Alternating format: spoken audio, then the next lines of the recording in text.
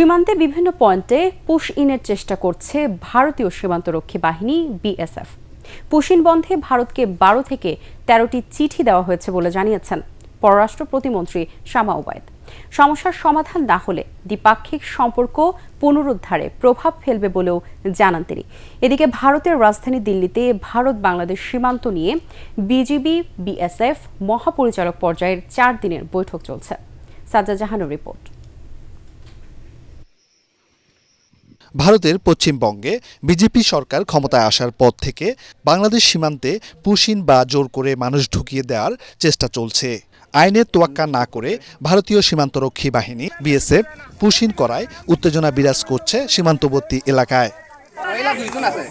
চলতি মাসে ঠাকুরগাঁও, লালমনিরহাট, মেহেরপুর ও পঞ্চগড় সহ সীমান্তের বিভিন্ন পয়েন্টে পুশ ইনের চেষ্টা করছে বিএসএফ। বেশ কিছু স্থানে নারী ও শিশুদের সীমান্তের শূন্য রেখায় অসহায় অবস্থায় ফেলে রাখা হয়।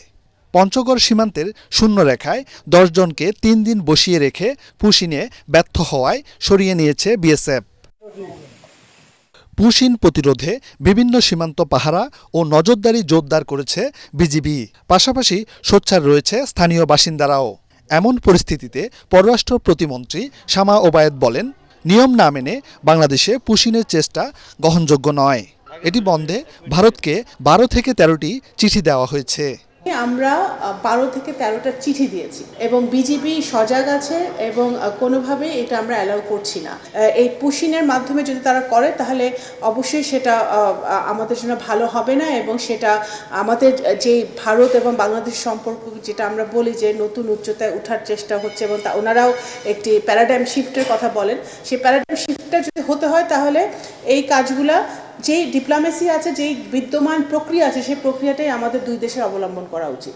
এদিকে ভারতের রাজধানী দিল্লিতে ভারত বাংলাদেশ সীমান্ত নিয়ে বিএসএফ বিজিবি মহাপরিচালক পর্যায়ের 4 দিনের বৈঠক চলছে, যেখানে বিজেপিকে নেতৃত্ব দিচ্ছেন ডিজি মেজর জেনারেল আফরুজ্জামান সিদ্দিকী এবং বিএসএফকে নেতৃত্ব দিচ্ছেন বাহিনীর ডিজি প্রবীণ কুমার।